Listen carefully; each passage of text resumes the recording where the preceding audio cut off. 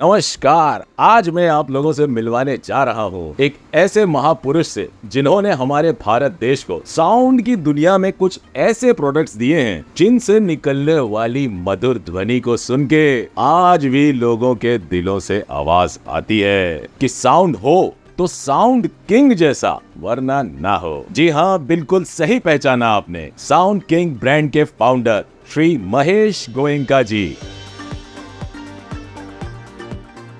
महेश जी, सबसे पहले तो मैं दिल से आपको बहुत बहुत धन्यवाद देना चाहूँगा कि जो साउंड क्वालिटी के जो प्रोडक्ट्स आप लोगों ने बना करके पूरे भारत देश को दिए हैं, जिस पे आज कोई किसी भी घर के अंदर अगर कोई भी गाना बजता है तो जो वाहवाही निकलती है, वो जिस चीज़ पे वो सुन रहे होते हैं उसकी जो क्वालिटी होती है वो उसकी वाहवाही होती है। तो उसके लिए मैं आपको दिल से बहुत बहुत धन्यवाद देना चाहता हूँ। सर, मैं आपसे जानना चाहूँगा कि ये जो साउंड किंग जो ब्रांड आपने शुरू किया था, इसकी जो यात्रा है वो कब शुरू हुई थी और किस तरह से आप लोगों ने इसको शुरू किया था? इसके पीछे आपकी क्या सोच थी? मैं स्टार्टिंग में 42 ईयर पहले बॉम्बे में आया था। तभी मैंने सर्विस किया, पहले कपड़ा मार्केट में सर्विस किया। 500 मेरा सैलरी था। फिर पार्ट टाइम जॉब के हिसाब से मैंने ये कोर्स किया, इलेक्ट्रॉनिक कोर्स किया, आईटी किया था। फिर मार्केट में जाता था, उधर मार्केट में ऑडियो सर्किट वगैरह चलते थे, तो उससे मेरे को आइडिया आया कि अपन ये बना सकते हैं। फिर वो बनाना चालू किया। फिर उसमें 810 IC, TDA 2020, TDA 1010, 7230 ये सब ऑडियो बोर्ड स्टार्ट किए। खाली ऑडियो बोर्ड बनाते थे। फिर वेजिटेबल बनाना चालू किया उसके साथ में। फिर इम्प्रूव करते करते आ गए। तो उस टाइम पर मतलब कैसेट प्लेयर भी और उसी में इनबिल्ट एम्पलीफायर, फिर मतलब पहले सिर्फ ऑडियो बोर्ड बनाते थे। पहले कैसेट प्लेयर वाटेज कम आते थे, 2 वाट, 3 वाट, 10 वाट तक आते थे। ये ऑडियो बोर्ड का क्वालिटी है वो हाई वाटेज का हो गया, तो लोगों को एम्पलीफायर का रिक्वायरमेंट पड़ता था। तो वो हिसाब से आया कि अपने एम्पलीफायर चालू करेंगे तो अपना चलेगा। तो उस वक्त मतलब मार्केट में आपने जैसे कि अप्रोच की होगी कि जब आप कोई चीज़ बना रहे थे, तो उसके बाद उसका रिस्पांस कैसा रहा लोगों का, कि किस तरह से डिमांड आनी चालू हुई? कि कभी कभी ऐसा भी होता होगा कि आप डिमांड ज़्यादा आ रही है और आप उसे फुलफिल नहीं कर पा रहे हो, कि उस तरीके के कुछ चैलेंजेस भी आए होंगे? पहले मैंने खुद ने पार्टी लोग से मटेरियल लिया, उनको ही बना के दिया। मतलब पार्टी के लिए, मतलब पहले हाँ, पहले उनको ही बना के दिया। ओके। फिर मैंने पर्सनल परचेज चालू किया और सब दूसरी पार्टी लोग को भी देना चालू किया। फिर डिमांड बढ़ते गया। फिर मैंने खुद का सेटअप धीरे धीरे स्टार्ट किया। तो जब आपने फर्स्ट टाइम जो सेटअप स्टार्ट किया होगा, जब पहली बार आपने साउंड किंग नाम दिया होगा उसको, तो साउंड किंग नाम को देने के पीछे आपका क्या विचार था कि मतलब मैं साउंड किंग इसको नाम दे रहा हूँ, तो उसके पीछे कुछ और तो रहा ही होगा कुछ? पहले मैं जिस पार्टी को देता था वो पार्टी मैं उसको पूछता था कि क्या नाम रखना चाहिए, तो पार्टी ने मेरे को सजेस्ट किया कि आप इसका साउंड किंग नाम रखो। अच्छा। तो मेरे दिमाग में पड़ गया, मैंने वहाँ से स्टार्ट किया। साउंड किंग मतलब आज भी बिल्कुल किंग की तरह छाया हुआ है मार्केट में। तो बहुत सही शुरुआत में आपने जो नाम सोच के रखा, जो भी उसके पीछे रीज़न रहा हो, लेकिन आज की डेट में साउंड किंग है। अच्छा सर, जो उस टाइम पर आपके जो मतलब प्रोडक्ट्स बहुत डिमांड में रहते हो, तो जब पीक पर आ चुका था साउंड किंग, तो आपने शुरुआत बता दी कि कैसे हुई थी। फिर उसके बाद जब शुरुआत होने के बाद जब मार्केट में प्रोडक्ट्स जाने शुरू हुए होंगे, तो कुछ ऐसे प्रोडक्ट्स के बारे में बताइए कि उस वक्त जो हॉट सेलिंग हुआ करते थे, कि मतलब उसकी भयानक डिमांड रहती थी कि हर वक्त वही चाहिए, हमको वही चाहिए। ऐसे कुछ प्रोडक्ट्स जो आपको याद हो तो उनके बारे में बताइए। वो टाइम ज़्यादातर 810 का सबको डिमांड था और हाई वाटेज मांगते थे। इससे भी ज़्यादा वाटेज चाहिए हमको और कंप्लीट चाहिए। पहले बनाते थे सर्किट ओनली, फिर उनको चाहिए पूरा कंप्लीट कि हम उसमें ट्रांसफार्मर भी डाल दें और ईजी टू ले सकें हम यूज। तो मैंने वो हिसाब से सोचा कि अपन पार्टी को ऐसा बना के दें कि वो रेडी टू यूज कर सके कोई भी। तो उस टाइम पर जैसे कि मुझे जहाँ तक याद आता है कि एक आपका कैसेट प्लेयर वाला डेक टाइप एक आता था, देखने में बहुत ही खूबसूरत दिखता था, और साउंड तो खैर अमेजिंग होती है, उसकी तो कोई बात ही नहीं है कहने की। तो उसके बारे में आप कुछ थोड़ा सा बताएं, क्योंकि मुझे भी वो हल्की हल्की धुंधली यादों में है वो प्रोडक्ट, कि वो बहुत ही ज़्यादा मार्केट में छाया रहता था एक टाइम पे। तो उसके पीछे क्या कहानी थी, कि मतलब उसका स्टॉक कैसा रहता था, कितनी डिमांड रहती थी? पहले एम्पलीफायर में टाइम नहीं मिलता था, फिर हमने कैसेट प्लेयर चालू किया। लोगों ने बोला कि कैसेट प्लेयर साथ में रहेगा तो और आपका डिमांड आएगा, तो हमने फिर कैसेट प्लेयर चालू किया। उसमें 2 मॉडल चालू किया, एक बास्टेबल चालू किया और एक फिर इक्विलाइजर में चालू किया। उनमें व्यू मीटर डालना चालू किया, LED लाइट डालना स्टार्ट किया। ये मेरे ख्याल से 1990s के आसपास की बात रही होगी जब ये कैसेट प्लेयर स्टार्ट ही हुआ था। उस टाइम पर मॉडल नंबर की बजाय वहाँ पर इक्वलाइजर मॉडल हो गया, और बीटी मॉडल हो बीटी गया, मॉडल हो गया, बेस ट्रेवल, डिस्प्ले मॉडल हो गया, डिस्प्ले मॉडल हो गया। डिस्प्ले की इसमें अच्छा, डिस्प्ले एक टाइम था जहाँ मुझे याद है एक व्यू मीटर वाला भी व्यू जमाना मीटर था, वाला, जिसमें, डिस्प्ले वाला। वो व्यू मीटर जो था वो कुछ एलईडी जैसा दिखता था, बट एलईडी नहीं होता था। एलईडी नहीं होता था, वो आउटपुट का इंडिकेट करता था, हाँ। स्पीकर जैसा चलता था वैसा वो रनिंग कर। क्लासिक अपना ओल्डीज रेट्रो स्टाइल एकदम, जो आज भी मतलब कुछ प्रोडक्ट्स मैंने वापस से इसको लाना चालू कर दिया है, बहुत डिमांड में भी आने लग गया है गोल्ड दोबारा वाइज से। गोल्ड हो गया अभी। हाँ, ओल्ड इज गोल्ड वाला सीन होने लग गया है। वो टाइम बनता भी कम था, जितना बनता था पार्टी बोलते हैं हमको ही दे दो। अच्छा पीछे अच्छा, पार्टी ऐसा था कि हम लोग बना नहीं पाते थे, इतना डिमांड था। तो मतलब वो बन नहीं पा रहे हैं लेकिन और 10-50 डिमांड आ रहे हैं। एडवांस में डिमांड रहता था कि जितना देना चाहे दे सकते हो मेरे को। तो जैसे कि मैं तो कानपुर शहर से हूँ, तो मुझे तो याद है कि वहाँ पर मैंने मतलब मुझे एकदम अच्छे से याद है कि मैंने चाहे वो कार ऑडियो के लिए मैंने जब मैं ट्रैवल किया करता था तो वहाँ पर भी मैंने लगे हुए देखे थे, और लोगों से बस बात सुनता था मैं, यार ये साउंड किंग सुना कि नहीं सुना, साउंड किंग सुना, मैं यार सोचता था साउंड किंग क्या चीज़ है। तो बेसिकली साउंड किंग जो उस वक्त नाम था उस ज़माने में, वो फेमस इस तरह से हो गया था कि फिर वो चाहे किसी भी ब्रांड का कोई प्रोडक्ट हो, लेकिन बात जो करी जाती थी कि जैसे कि हम लोग आज की डेट में बोलते हैं एम्पलीफायर, स्पीकर, तो साउंड किंग एक ओवरऑल चीज़ के बारे में लोग बोलने लग गए थे कि साउंड किंग सुना कि नहीं सुना। तो वहाँ पर वो चीज़ ऐसे फेमस हो गई थी कि किसी भी ब्रांड की कोई चीज़ हो लेकिन उसको साउंड किंग बोला जाने लग गया था। तो एक अपने आप में वो बहुत बड़ा अचीवमेंट था। तो तब मैं जाया करता था साइकिल से वहाँ पर, मुझे याद है कि कुछ शॉप्स पे वो बेचा करते थे, तो जा करके उनसे कहते थे कि ज़रा चला के सुना दो हमको कि ज़रा क्या कैसा है, हमें ख़रीदना है। तो वो लोग उसे चला के सुनते थे। तो हम लोग का क्रेज़ इतना ज़्यादा था कि वो पर्टिकुलर कैसेट वाले जो मॉडल्स आप बनाया करते थे वो मैं खुद सुना करता था। तो उससे मुझे ये अंदाज़ा लगता है कि ऑल ओवर इंडिया डिमांड बहुत रहती होगी। तो सबसे ज़्यादा डिमांड जो आपकी रही होगी, कौन से, किसी अगर आपको ध्यान हो कौन से शहर में आपका सबसे ज़्यादा बिकता हो, उसके बारे में कुछ बताएं। सबसे ज़्यादा मेरा गोवा में बिकता था। गोवा में बिकता था, और मुंबई तो था ही। मुंबई एंड गोवा में सबसे ज़्यादा प्रोडक्ट सेल होता था, और मुंबई से ही सब जगह डिस्ट्रीब्यूट होता था। तो जैसा कि गोवा में हिप्पी कल्चर भी बहुत ज़्यादा है, तो म्यूज़िक की डिमांड तो वहाँ डेफिनेटली बनी ही रहती थी। अब आप लोगों ने नई शुरुआत की है, वेबसाइट पे भी आपके सारे प्रोडक्ट्स अवेलेबल हैं, तो फिर तो गोवा छोड़ो भैया, पूरा का पूरा इंडिया ही अब कहीं से भी उसको मंगा सकता है। वो चीज़ तो बहुत अच्छी हो गई है। तो अभिषेक जी, एक क्वेश्चन मैं आपसे पूछना चाहूँगा कि जब आप छोटे थे, मतलब उस टाइम तो आप मेरे ख्याल से काफ़ी छोटे रहे होंगे जब पिताजी ने ये काम शुरू किया होगा, और काफ़ी आगे भी निकल चुके होंगे वो तो तब आपकी क्या यादें हैं, और आपको कैसे की चीज़ें आपके मन में आती रही होंगी कि आपका भी कुछ ना कुछ इंटरेस्ट डेवलप होता होगा, तो उस सब चीज़ों के बारे में थोड़ी हिस्ट्री आप अपनी भी शेयर करें। मेरा एक्चुअली उस टाइम, ऐसे तो छोटे थे हम लोग, तो सिर्फ जब जाते थे, मॉम भी जाती थी, तो मॉम भी एक्चुअली काम करती थी वहाँ पे, थोड़ा डैडी को हेल्प वगैरह करती थी, कुछ पार्ट्स वगैरह डालना है वो सब भी करते थे। मैं भी जाता था, मैं भी डालता था, मेरा भाई है वो भी जाते थे, हम लोग सब लोग पार्ट्स डालते थे। उस टाइम कुछ पता तो था नहीं, लेकिन कौन सा रजिस्टर किस में डालना है बस इतना पता था, इतना बता देते थे कि ये वाला इसमें डालना है बस, तो हम लोग इतना करते थे। अच्छा महेश जी, आप जैसा कि ज़माना बदल रहा है, कैसेट तो बहुत पीछे रह गए, अब पूरा डिजिटल हो गया है, MP3, USB और ये सब चीज़ें हमारी आने लग गई हैं, तो ब्लूटूथ आजकल बहुत चल रहा है। तो उस ज़माने से इस ज़माने के बीच में जो ट्रांजिशन जब आपने फेस किया होगा प्रोडक्ट्स को बनाने के लिए, तो उसमें आपको क्या लगता है कि क्या दिक्कतें कुछ आई थी? जैसे कि कैसेट वर्ल्ड के टाइम पर तो जो आपका चल रहा था तो आप लोग वो चल ही रहे थे, लेकिन बीच में क्या हुआ होगा, एक टाइम पर ऐसा फेज़ आया होगा कि लोग कैसेट से मूव ऑन होने शुरू होंगे, तो वो प्रोडक्ट कम होने शुरू होंगे। तो आप लोगों ने वहाँ पर किस तरह से इन चीज़ों को किया, और क्या नई चीज़ें जो आज अवेलेबल हैं आपकी वेबसाइट वगैरह पे, उसके बीच में जो फेज़ था वो कैसा आप लोगों ने फेस किया था? जो कैसेट प्लेयर आया उसके बाद में आया FM आ गया था, FM रेडियो आया, तो हमने इनबिल्ट कर दिया उसमें डेक में, प्लस CD चालू होने लग गया था, तो CD हमने उसमें फिर CD का कनेक्शन भी उसमें देना चालू किया कि बंदा CD भी उसमें लगा सके, मतलब CD प्लेयर अलग से लेके उसी में डायरेक्ट लगा सके, एम्पलीफायर का भी काम करेगा, और जिसको कैसेट प्लेयर सुनना है कैसेट प्लेयर भी सुन सकता है, FM चाहिए FM सुन सकता है, और AM सुन सकता है, वो दोनों। तो हमने उसमें वो इम्प्रूवमेंट चालू कर दिया, तो उससे हमारा फिर वापस सेल बढ़ गया। तो मतलब कभी भी आप लोगों ने जैसे भी जो भी प्रॉब्लम्स आई तुरंत के तुरंत उनको तो हमने चेंज किया कि जैसे कस्टमर का जैसा डिमांड था हमने वो हिसाब से लिया। तो उसके बाद अब तो CDs भी हार्डली कहीं मिलती है, सिर्फ MP3 हो गया, ब्लूटूथ से गाने सुन लिए। तो उसके बाद एक और ये नया फेज़ आया, तो अब इस पे आप लोगों ने जो वर्क किया वो उसमें आप लोगों ने किस तरीके से चीज़ों को बदला? हमने मॉडिफाई किया, खाली एम्पलीफायर लाए, उसमें MP3 भी डालना चालू किया, कैसेट प्लेयर को हटा दिया, MP3 चालू किया, और उसमें CD प्लस CD का भी कनेक्शन दिया।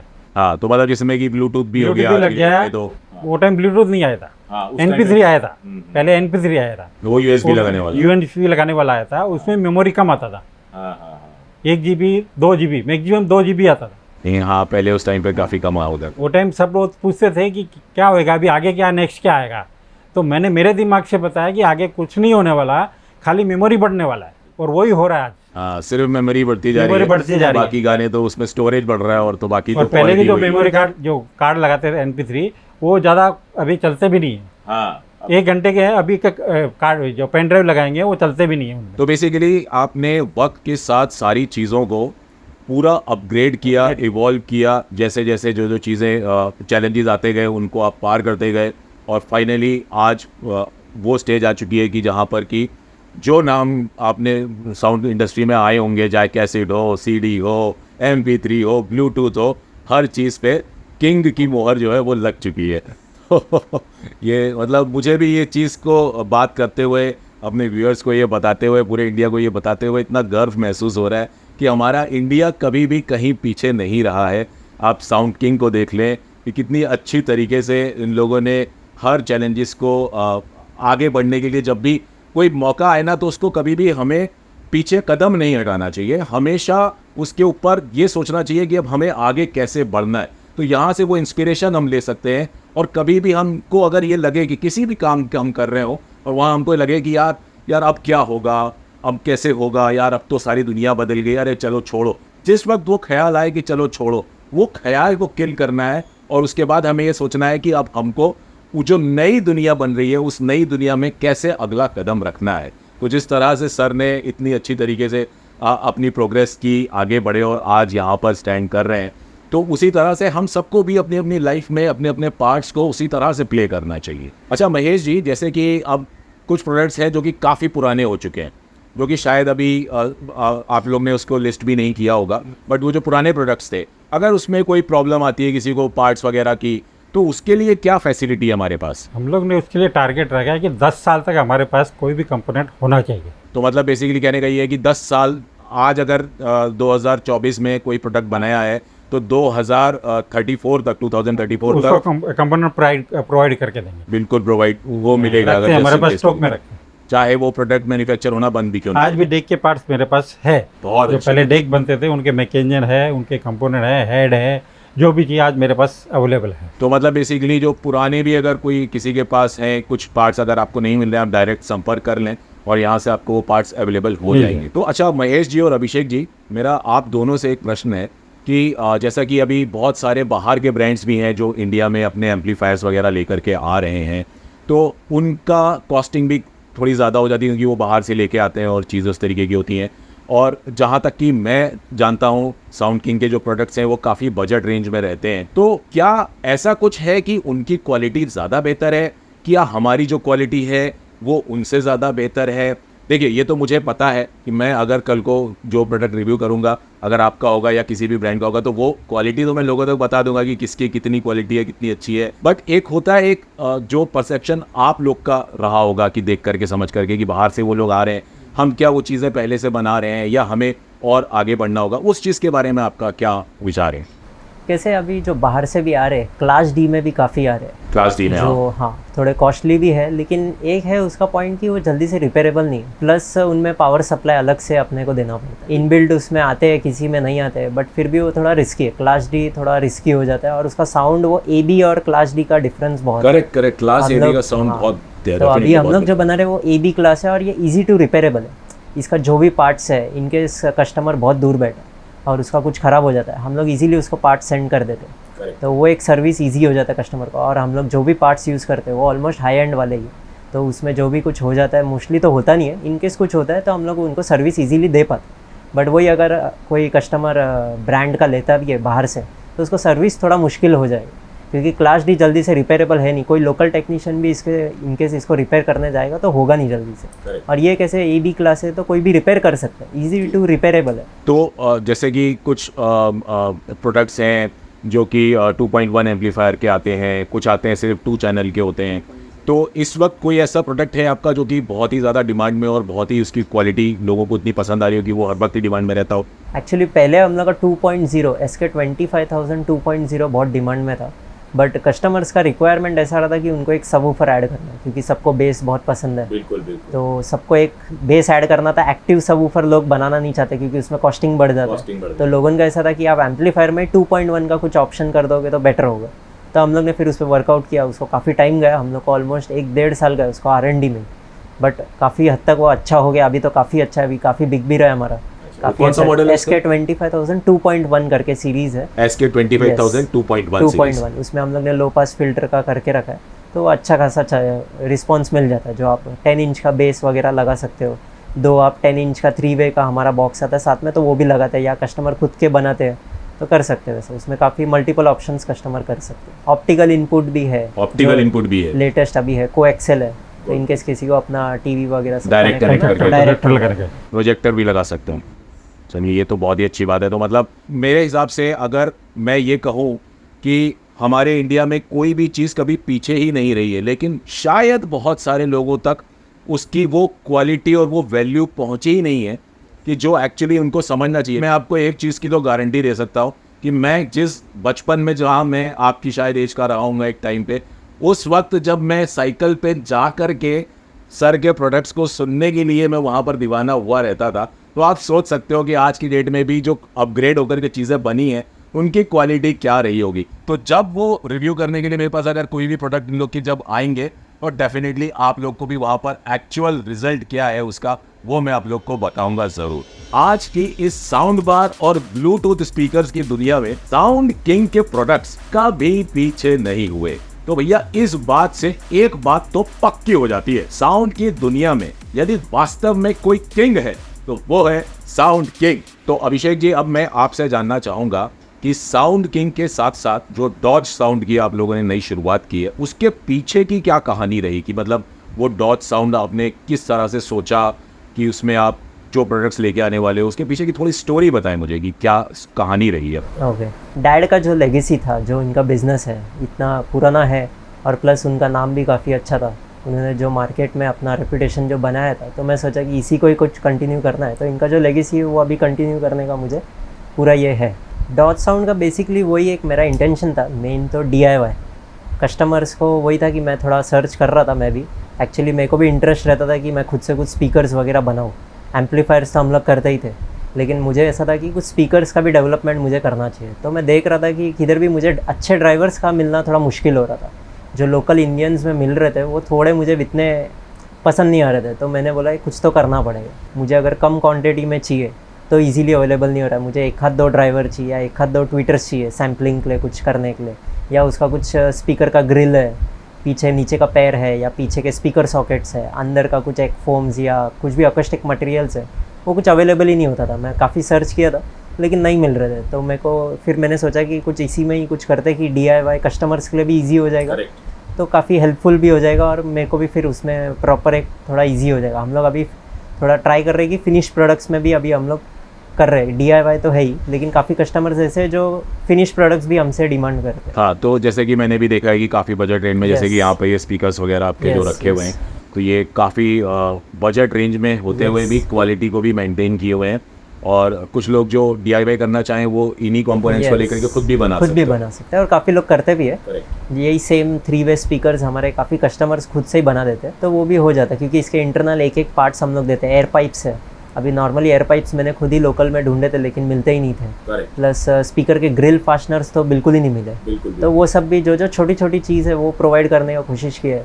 इवन जो स्क्रूज़ है, नॉर्मल स्क्रूज तो मिल जाते हैं, लेकिन जो एलन की स्क्रूज है थोड़े लुक्स में भी अच्छे दिखे, फिनिशिंग भी आए, तभी वो सब हम लोग कर रहे हैं, तो वो इजी हो गया कस्टमर। तो अब जैसे कि साउंड किंग हमारा नाम था, फिर ये डॉज साउंड जो आपने रखा, तो इस ब्रांड नेम के पीछे की थोड़ी सी स्टोरी अगर बताएंगे तो, क्योंकि बहुत ज़्यादा कंफ्यूजन है। मैं आपसे क्लियर करना चाहूँगा इस चीज़ के बारे में कि एक्चुअली जो उसमें जो लोगो है उसमें एक छोटा सा पपी जैसा बना हुआ, बड़ा क्यूट लगता है, तो लोगों को कंफ्यूजन भी है कि आखिर डॉज साउंड है कि डॉगी साउंड है कि डॉग साउंड है, और कंफ्यूजन है। तो मैं लोगों को पहले तो वैसे भी क्लियर करना चाहूँगा कि जैसे कि मुझे अभी खुद पता चला है कि ये डॉज साउंड है, तो डॉज साउंड ही इसको आप लोग बोले और डॉज साउंड ही इसका नाम है।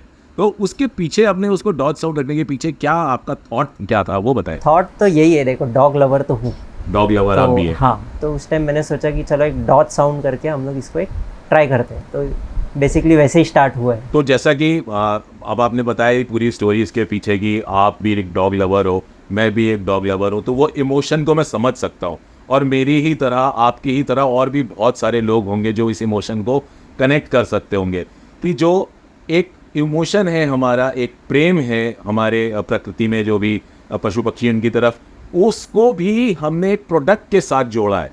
तो कस्टमर्स के साथ भी मेरा पूरा यकीन है, और डेफिनेटली है ही, कि हर कस्टमर के साथ वही प्रेम, वही आप लोग के जो भाव हैं वो जुड़े हुए हैं। वो प्रोडक्ट्स में भी दिखते हैं कि इतनी फिनिशिंग के साथ और इतनी नीटलीनेस और इतनी क्लीनलीनेस के साथ सारे प्रोडक्ट्स आप लोगों के जितने भी बनते हैं वो देख कर के पता चलता है कि भाई क्या ज़बरदस्त उसके पीछे दिल से काम किया गया है। तो वो कनेक्शन जो मुझे यहाँ दिख रहा है, जो फील हो रहा है, आज जो मैं उसे महसूस कर रहा हूँ, उसे अब मैं और आगे बढ़ाना चाहूँगा और आपसे कुछ 1-2-4 प्रश्न और पूछना चाहूँगा। तो अभिषेक जी, जैसा कि मैं यहाँ देख सकता हूँ आपने काफ़ी प्रोडक्ट्स पे ऑलरेडी काम करा हुआ है। यहाँ पे काफ़ी स्पीकर्स में देख रहा हूँ जो डॉट साउंड के आप लोगों ने बनाए हुए हैं। इनमें जो कहानी है इनके पीछे कि क्या थॉट रहा होगा, किस तरीके के क्वालिटी प्रोडक्ट्स आप यूज़ कर रहे हो? बेसिकली ये जो है ये 3-वे बुकशेल्फ स्पीकर्स है। इसमें पेपर कोन का हम लोग ने जो है वो यूज़ है, और सिल्क डोम ट्विटर्स तो है ही। और जो ऊपर वाले हैं येलो कोन, वो एक्चुअली केवलर कोन है, वो अभी रिसेंटली हम लोग ने लॉन्च किया, तो वो काफ़ी अच्छे हैं। वो भी एक ऑप्शंस अच्छे है। इसी में ही एक ग्लास फाइबर कोन भी आते हैं, वो भी काफ़ी अच्छे ऑप्शंस है। लेकिन अभी हम लोग और डेवलप कर रहे हैं, जिसमें कस्टमर्स को थोड़े और ऑप्शंस और बेटर ऑप्शंस भी मिले। जिसमें कि अभी कैसे कि जो हम लोग ने ड्राइवर्स दिए, उनका भी हम लोग थोड़ा सोच रहे कि डिज़ाइन विज़ाइन सब प्रॉपर कस्टमर्स को मिल जाए, तो कस्टमर भी इजीली उसको बना सकते हैं। एक प्रॉपर सेट हो जाए कि किसी को टावर बनाना है, करेक्ट। तो टावर के हिसाब से उनको जो 2 ड्राइवर है, मिड रेंज है और एक ट्विटर है, अंदर का क्रॉसओवर है, जो भी पूरा A to Z मटेरियल है वो उसको सेट दे देंगे। तो कस्टमर को सिर्फ एक डिज़ाइन भी प्रॉपर मिल जाएगा, तो कस्टमर खुद से बना सकते हैं। तो जैसा कि मैं यहाँ देख सकता हूँ कि स्पीकर्स में मैं भी काफ़ी टाइम से, मेरा फेवरेट है पेपर कोन। तो जहाँ तक कि मैं इसको देख करके ये अंदाज़ा लगा सकता हूँ कि बहुत ही मेलोडियस साउंड इसमें से निकलती होगी, क्योंकि जब पेपर कोन के साथ सिल्क डोम ट्विटर का कनेक्शन बैठता है वो एक अलग ही तरीके की साउंड प्रोड्यूस करता है। और जब बेस ड्राइवर जो यहाँ पर काफ़ी हैवी दिख रहा है मेरे को लगा है, तो यहाँ से बेस का भी पूरा का पूरा जो है, जो पंचीनेस होती है वो भी पूरी बराबर निकलती होगी। बट जैसे कि आपने कहा कि केवलर कोन और एक ग्लास फाइबर कोन भी आप लोग यूज़ कर रहे हो, और भी आप आगे जा रहे हैं, तो जो केवलर कोन का जो ये स्पीकर ड्राइवर शायद मेरे ख्याल से कुछ 5.25 इंच है, 5.25 इंच के आसपास है।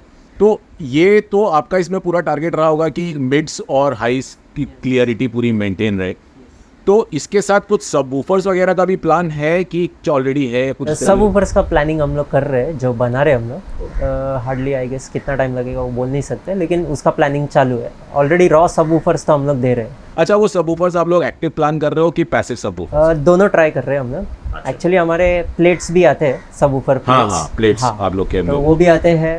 प्लस हम लोग का एम्पलीफायर भी है 2.1, तो इसमें प्लेट्स की ज़रूरत है, इसमें पैसिव सबवूफर लगे। तो यहाँ पर जैसे कि आपने कहा प्लेट्स भी आते हैं, तो मुझे लगता है कि यहाँ पर भी शायद आपका सेम विजन है, जैसे कि आप टावर और बुकशेल्फ्स की बात कर रहे हो DIY, तो अगर कोई चाहता है तो सबवूफर भी वो DIY भी कर पाएगा। भाई मतलब खत्म, सॉल्व हो गई, सारी प्रॉब्लम्स हमारी सॉल्व हो चुकी हैं। सबवूफर भी आपको अगर अलग से लेना है तो यहाँ से आपको आने वाले टाइम में मिलने वाला है। तो महेश जी और अभिषेक जी, जैसा कि साउंड किंग के एम्पलीफायर्स हो गए, फिर हमारा 2.1 तक की हमने बात कर ली कि सबवूफर भी आ रहा है, टावर भी आप लोग प्रोवाइड करा ही रहे हो, ये भी हमारे पास है, बुकशेल्फ हमारे पास है। तो क्या ऐसा कोई प्लान है फ्यूचर में कि अब होम थिएटर्स का भी बहुत क्रेज़ है नया, तो क्या आप लोग होम थिएटर की तरफ भी मूव कर रहे हो? उस तरीके के कुछ प्लान्स हैं? यस, अभी वही हम लोग प्लान कर रहे हैं एक्चुअली, कि जिसमें टावर्स तो हो ही गई, फिर सेंटर चैनल हो जाएगा, सराउंड के लिए आपके पास होगा। और बाकी हम लोग ऑन वॉल सीरीज पे भी काम कर रहे हैं। ऑन वॉल सीरीज पे भी काम जो ऑन वॉल थोड़ा मेरे ख्याल से इधर ये ऑन वॉल के हिसाब से डिजाइन की हुई है, ऑन वॉल के हिसाब से या प्रोजेक्टर के पीछे नॉर्मली का यूज़ करते हैं। करेक्ट। बाकी इसमें थोड़ा स्मॉल साइज भी हम लोग कर रहे हैं, इनका डेप्थ काफ़ी कम होता है। होम्स वगैरह आजकल जो बॉम्बे में होम्स है वो सब इतने बड़े होते नहीं, तो उसमें टावर्स वगैरह ये सब बड़े बड़े स्पीकर्स रखना थोड़ा मुश्किल हो जाता है। सही बात। तो ये कैसे कि ऑन वॉल हो जाता है कि इजीली हैंग हो जाता है, टीवीज़ के लेफ्ट राइट और सेंटर में आ जाएंगे, और आपका जो सराउंड है वो भी कॉम्पैक्ट ही होता है, तो वो भी आपका सराउंड के हिसाब से हो जाएंगे। बाकी एम्पलीफायर्स 5.1 काफ़ी ऑप्शंस तो है, तो वो यूज़ करेंगे तो काफ़ी आपको डॉल्बी एटमॉस साउंड है जो भी है वो मिल जाते हैं। मतलब फ्यूचर में मतलब प्लानिंग वहाँ तक हमारी जा रही है। तो अच्छा, यहाँ पर मैं कुछ डिफरेंट टाइप के ड्राइवर्स देख रहा हूँ, ये कुछ अलग मटेरियल है? अलग मटेरियल है, ये एक्चुअली एल्यूमिनियम सीरीज वाले हैं। ओ भैया, एल्यूमिनियम सीरीज आ गई, और क्या चाहिए? ये अभी मार्केट में आ गया है नहीं आया? ये अभी एक्चुअली R&D चालू है ओके इस ओके। पे, तो अभी इस पे ये time रिसर्च स्टेज पे है ऑलरेडी, बट आने वाले टाइम पे हम लोग का एल्यूमिनियम कोन भाई का मैं दिल खुश हो गया, सच्ची बोल रहा हूँ। हमारे इंडिया में तरक्की कहाँ तक जा रही है आप देख लो, यहाँ पर देख सकते हो आप, सामने रखी है तरक्की। अच्छा महेश जी, इतना टाइम हो गया इस इंडस्ट्री में और बहुत सारी चीज़ें आप लोगों ने कस्टमर्स की सबसे ज़्यादा प्रॉब्लम्स जो देखी होंगी, तो वहाँ से आपको कुछ ऐसा लगता है कि उन्हें कुछ टिप्स आपको देनी चाहिए कि किस तरह से प्रोडक्ट को यूज़ करना है या क्या उसका केयर करना है? प्रोडक्ट तो नॉर्मली यूज ले सकते हैं, उसको कॉटन से आप ढक सकते हैं, या फिर इसको जो मॉइस्चर किधर आता है उधर नहीं रखना चाहिए। हाँ, जैसे कि अपना बॉम्बे में मॉइस्चर का बहुत मॉइस्चर ज़्यादा रहता है प्रॉब्लम है। या दीवार, जिसके दीवार के बाजू में मॉइस्चर है तो वहाँ पर नहीं रखना। अब बहुत सारे लोग कई बार क्या कहते हैं, ये प्लास्टिक से भी कवर कर प्लास्टिक देते से हैं। कवर करते हैं, प्लास्टिक कभी कवर नहीं करना चाहिए। प्लास्टिक से कभी कवर नहीं करना चाहिए। उसके पीछे के कुछ खास रीजंस की, जो प्लास्टिक से अगर हम कवर करते हैं तो उससे क्या प्रॉब्लम्स फेस हो सकती है? जो पार्ट्स हीट होते हैं वो बाहर हीट निकल नहीं पाएगा, Correct. कंपोनेंट गर्म होएगा और उसमें फिर एम्पलीफायर में जो भी है गर्म होता है, उस पर फर्क पड़ेगा ही पड़ेगा। अगर लॉन्ग लाइफ चाहिए, प्रोडक्ट अच्छे से काम करता रहे, तो उसको कभी भी प्लास्टिक से हमको ढकना नहीं कभी है। ढकना नहीं। ढकना है तो हम उसे कपड़े से कपड़े से सकते हैं। ढक सकते हैं। बिल्कुल बिल्कुल सही बात कही आपने। तो महेश जी, अब जैसा कि इतनी सारी चीज़ें आप लोगों ने बताई, तो मैं चाहूँगा कि कुछ थोड़ा हमारे व्यूअर्स को, जो हमारा पूरा भारत देश है, उसको भी आप लोग थोड़ा सा बताएं कि जो प्यार उन लोग से आपको मिलता है या आप लोग का प्यार उनकी तरफ जाता है, उसके बारे में कुछ थोड़ा सा बताएं कि क्या आप लोग के मन में विचार हैं हमारे भारत देश की व्यूअर्स के लिए, आपके कस्टमर्स के लिए। जो हमारे व्यूअर्स है वही हमारे सबसे बड़े कस्टमर हैं, बिल्कुल, उनका जो प्यार रहेगा तो हमको अच्छा लगता है। Customer is king. कस्टमर इसकी कस्टमर्स का जो रिक्वायरमेंट होगा वो फुलफिल करना हमारा काम है। कितनी बड़ी बात कह दी है कि साउंड किंग तो किंग है ही, लेकिन कस्टमर इज द किंग। तो कस्टमर ही हमारा किंग है, इसलिए साउंड किंग है। जो भी कस्टमर हमारा रिक्वायरमेंट रिक्वायर करेगा, हम लोग उनको देने की कोशिश करेंगे। तो अगर आप लोग भी कस्टमर्स हो और आप लोग ने भी कोई चीज़ें ली हो, तो आप हमेशा उनको, चाहे अगर चीज़ पसंद आए ना, तो उसको भी लिखो कि हमको ये चीज़ सर आपकी पसंद आई है। सिर्फ ये नहीं कि अरे सर इसमें हमको ये अच्छा नहीं लग रहा, ये समझ नहीं आ रहा, इसका कंट्रोल कैसे होगा, ये वो सब तो है ही। उस सब के लिए सॉल्यूशन देने के लिए हम भी बैठे हैं, बहुत सारे यूट्यूबर्स बैठे हैं, बहुत सारी चीज़ें होती रहती हैं, वहाँ से आपको जवाब मिल जाएंगे। मगर अगर कभी किसी चीज़ को पसंद, जैसे कि अगर मान लीजिए आपने कोई अच्छा काम किया, शाबाशी देते हैं ना पेरेंट्स, तो कितना अच्छा फील होता है। तो वैसे ही अगर हमारे पूरे भारत देश को इतने अच्छे प्रोडक्ट्स दिए हैं, तो अगर आपको वो चीज़ पसंद आई है तो उसको भी लिखो, बताओ उनको, वो एहसास दिलाओ कि हाँ सर आपके प्रोडक्ट से हम इतने खुश हैं। देखो मुझे वो फेज़ याद है अपनी लाइफ का, कि वो इतनी पुरानी बात थी कि मैं उस पर मैंने रिक्वेस्ट की कि मैं आपके साथ ये आज इस तरीके का एक सेशन रखना चाहता हूँ। तो मतलब मुझे ऐसा लग रहा है कि मैंने अपनी लाइफ में कुछ बहुत बड़ा अचीव कर लिया, तो ये खुशी मैं आप लोग से अपनी शेयर कर रहा हूँ। वैसे ही आप लोग अपनी खुशी भी अपने जो प्रोडक्ट्स आप जिन लोग से लेते हो उन लोग के पास साथ शेयर करो। उस तरह से अगर हम लोग एक दूसरे के साथ मिलजुल के रहेंगे तो और बेहतरीन क्वालिटी के प्रोडक्ट्स हमारे सामने आते रहेंगे, प्यार भरे प्रोडक्ट्स हमारे सामने आते रहेंगे। तो महेश जी और अभिषेक जी, मैं इस वक्त आप लोग से यहाँ से आगे लेना चाहूँगा, आप लोगों को बहुत बहुत धन्यवाद कहना चाहूँगा। और आगे आने वाले वक्त में मेरी पूरी उम्मीद है कि जितना सक्सेसफुल अभी तक रहा है उससे कहीं ज़्यादा सक्सेसफुल हमारा साउंड किंग और डॉट साउंड हो। तो ये मेरी दिल से जो है प्रार्थना है ईश्वर से भी, और बहुत अच्छा लगा आप लोग से मिलकर। थैंक यू सो धन्यवाद। मच। Thank you.